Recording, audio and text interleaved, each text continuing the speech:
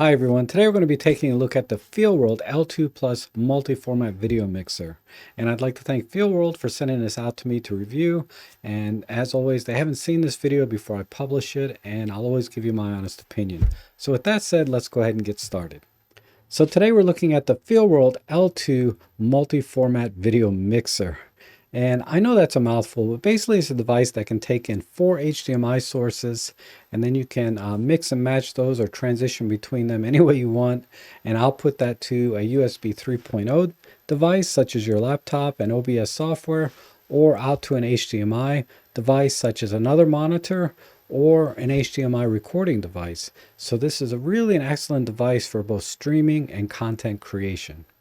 All right, so here's the device on my desk, and I'm actually using it right now to record this entire video. And what we're looking at here is the 5.5-inch touchscreen preview window. So what we can see here are the 4 HDMI inputs that are coming in through the back. And then here's the standby window. And then this is the actual program window, or what's live and being recorded through the USB-C port, which goes into my laptop. And I'm recording using OBS software. And then on the back here, we have our 5 HDMI ports. The first 4 are the inputs. And as you can see here, I have an Amazon Fire Stick plugged in, so these are HDCP compatible. The 5th port here is an HDMI out. And this can output either what you see here on the screen right now, which is the preview window, to a larger monitor, or you can output just the program window, what you want to record, to an HDMI recorder, for example. Now let's go over to the side here. So I'll just, I can select number 3 window with the button here, or I can touch it here on the screen and then transition slowly over using the transition bar.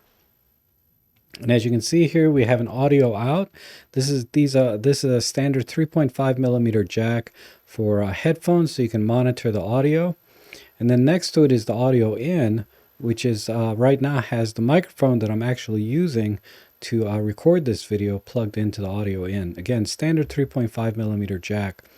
And the USB-A 3.0 jack that is going into the computer to record through OBS software. And then finally, actually, there's a LAN port here, and you can plug this into a router or a wireless router, and somebody can control this device over the network virtually from a different location.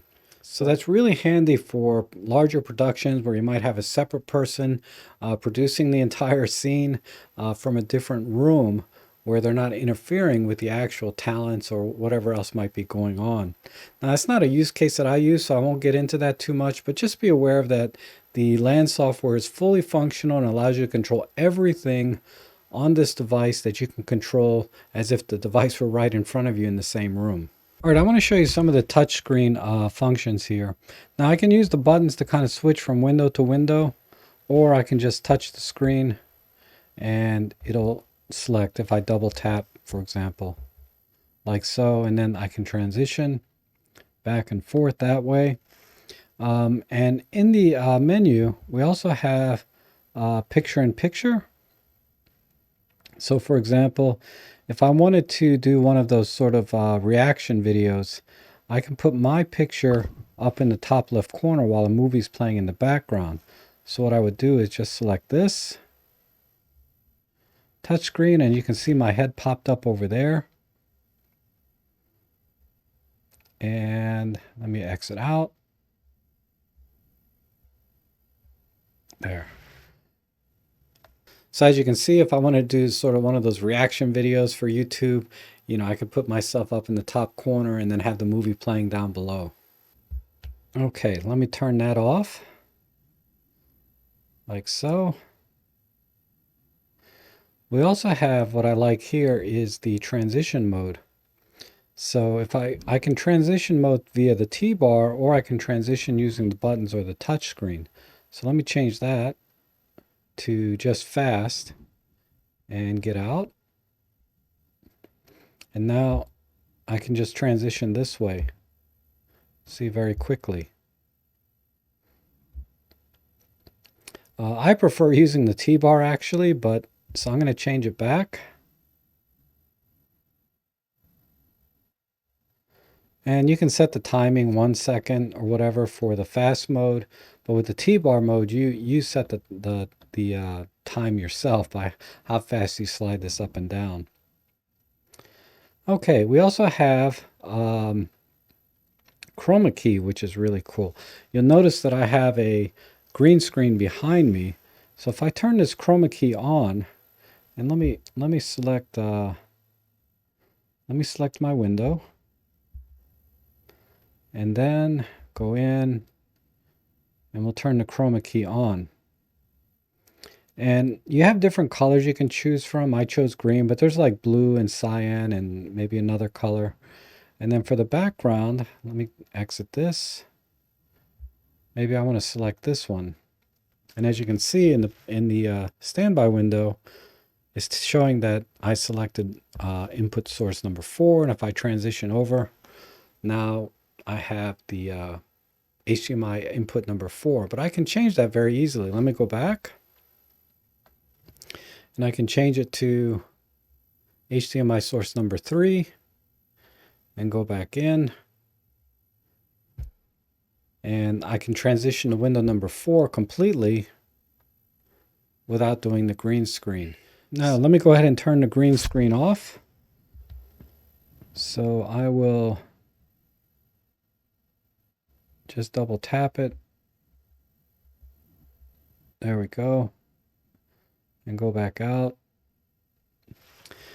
Now let me show you a couple other things here in the special effects menu. You can actually add a logo and have that overlay somewhere on the screen, but that's not something I use, and you need to use the land software to do that. You can't do that in the device itself. And then you also can control this PTZ, or it's called, I think, Power Tilt Zoom camera. It does have that compatibility. I don't have a Power Tilt Zoom camera to show you, but that does work from what I hear. But it's something I can't test. And then lastly, I think I did show you the mix, yeah, where we can do different transitions. So I can transition this way. There's a few there. Let's go back out. Let's go to the main menu, or the main menu. And again, this is stuff for more of the hardware side of the device. So like if I go into audio, I can tell the audio, I can tell the machine that I want the audio to come from the line in. So I'm just going to use the wheel this time.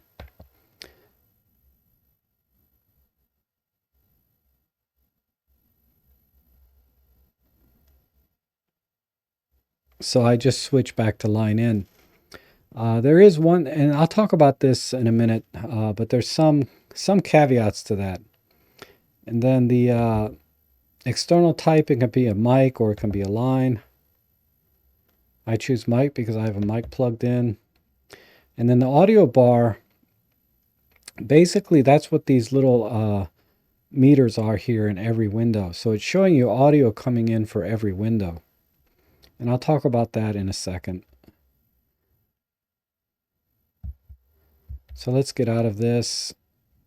All right. So this device is a video mixer, not an audio mixer. So you can have a single source of audio for all the different input sources, which is my use case 99.999% of the time. Or you can set it to pull the audio from the individual cameras. So if you have 4 cameras plugged into this device with their own audio, maybe you have a boom mic on top, however you configure audio for your cameras. When you switch cameras, it'll switch to the audio source of that camera. So if you have camera 1 and you select the camera 1 to be displayed, it'll play the audio from camera 1. Then when you switch to camera 2, it'll play the audio from camera 2. So it's not a mixer, it's a switcher. It just switches from one source to the next. Or you can tell it to pull audio from a specific source, like I showed you. You can pull it from the audio in jack, the 3.5 millimeter jack on the side, or you can pull it from any of the input sources individually. So input 1, 2, 3, or 4. There's no way to mix the audio together. So if you're like in a podcasting situation where you have 3 other people talking to you, you're not going to hear the other people. So ideally, you know, with podcasting, you want to have a separate audio mixer like a Rodecaster or something, and you want to do it professionally. That's the way to do it. This device is not for doing things like that. You can plug the Rodecaster directly into the audio in on this device, but you know, if you're doing those kind of sophisticated setups, you really should plug the audio mixer into your computer and have this plugged into your computer, and then use the OBS or whatever software to handle that production. Now, there's a few negatives to the device that I've already talked about. One of them, and that's that it's not an audio mixer, so it's not like an all-in-one solution. It's not designed for that. But the other things were just very, very minor, and I'll just have to show you on the device itself. Now, the first thing I noticed when I took it out of the box and put it on my desk is that it didn't lay completely flat. There's a little bit of wobble here because there's like 4 rubber feet on the bottom that weren't lined up properly. I mean, not a big deal, but I thought I'd mention it.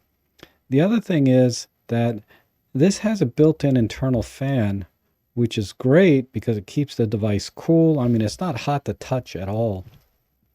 But if you have to work in a very quiet environment, the fan is audible. I mean, you probably haven't noticed it the whole time I made this video because I have the low cut filter on my mic turned on, and it cuts the fan noise right out. But also I run a noise filter in real time using the OBS software. So it doesn't affect the audio quality at all for normal type stuff. But if you have to work in a quiet environment where you can't use noise filters and low cut filters, the fan noise is going to be audible.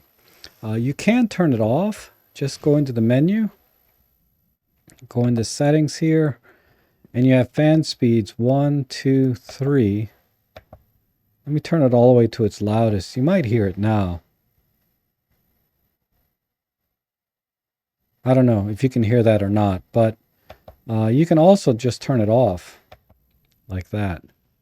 And I've run this for a couple hours with the fan off without any problems, but I keep my room pretty cool, right around 20 Celsius or 60 degrees Fahrenheit.